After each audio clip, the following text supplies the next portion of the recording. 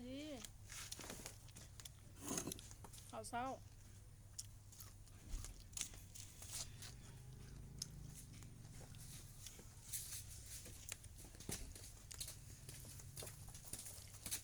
อาหารบ้านๆกินตำซอกได้เนาะซอกได้สบายกินซ้ำอ่ะน้ำเย็นนะมาเลยเด้อมาเด้อข้าวเช้าเด้อ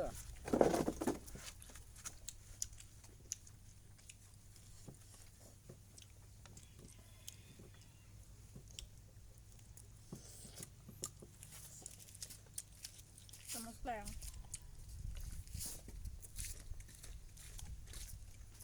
แข้งขมได้นะ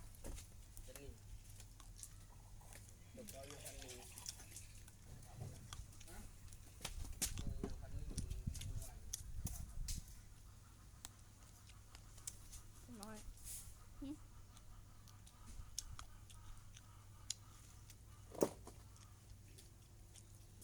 มื้อนี้เราบ่ได้กินเนาะเราเอาลงอยู่ในคลิปอาลีมีเรากงเลยเนาะ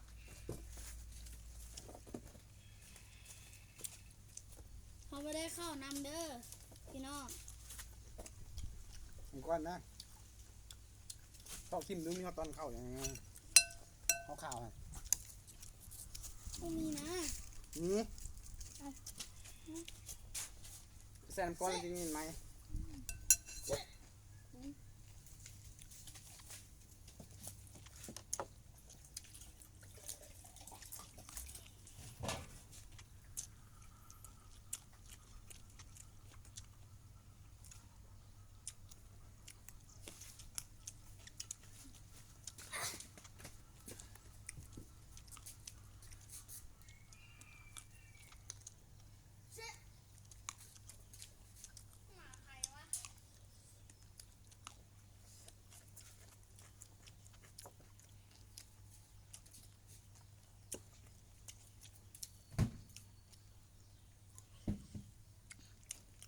ไก่ ไก่อบภาษาไทยเป็นไก่ตุ๋นแน่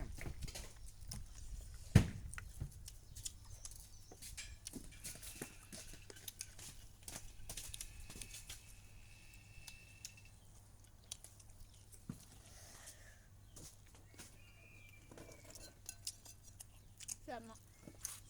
นี่ไม่กินเหรอต้องห้ามไหม อืม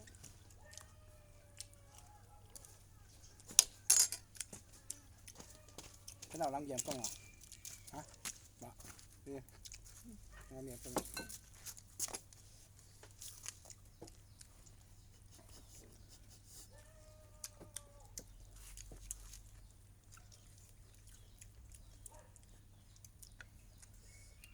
วันนี้จะกินยังจะกินไก่จะกินข้าวผัดจะกินยังเขากินยังบ่ยิ้มอ่ะ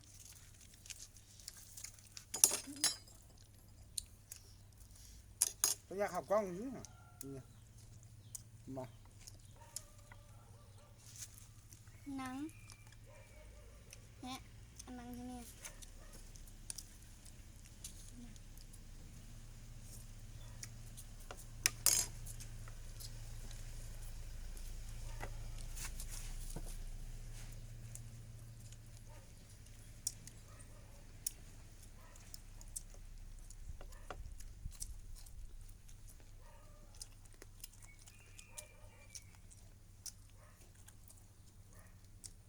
เงียบแท้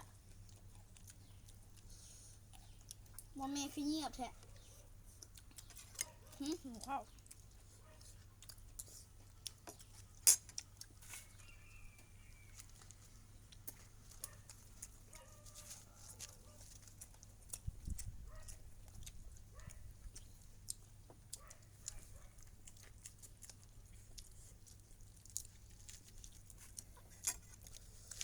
มีคนฝากถามมาว่าเอาดีอยากได้น้องบอ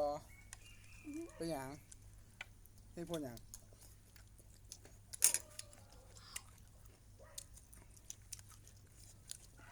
มันบ่ได้เฮ็ดคลิปนำจังหน่อยบ่ได้เข้ากล้องชอบ เราไม่เขียว ฝากตามฝากถามจังไดนึกเบิ่งคลิปปลาแล้วบ่มีฝากบ่มีไผฝากถาม คือแล้วคอมเมนต์เนี่ย มาคอมเมนต์ คอมเมนต์ที่ต่างๆอยู่กล้องอันมองกดลิงก์ค่ะ บ่แม่น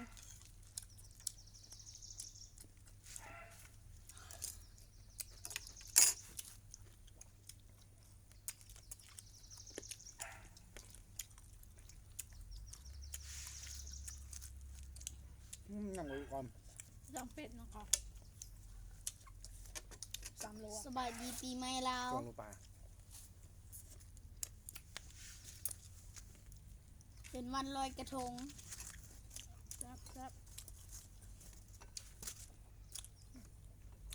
แม่ประเทศไทยเป็นวันลอยกระทงเหรอแม่ฮะประเทศไทยก็มีลอยกระทงเหรอ นี่ ฮะ นี่มือคนไทยจะลอยกระทงถึงมือเดียวกับอันนามมือบุญท่านหลวงเฮามือเวียนเทียนบุญท่านหลวง เอาแต่ว่าประเทศเราวเฮานะเฮาคือบ่ได้ลอยกระทง โควิด โควิดแล้วประเทศไทยว่าประเทศไทยไปจนได้ เมีย จัง น ไหน พาไปวะ ฮะ เมียนพาไปวะ เอาก็พอจบคลิปนี้วะสบายดีขอขอบใจฝากกดไลค์ติดตามเด้อกดกระดิ่งกุ้งกิ้งให้แน่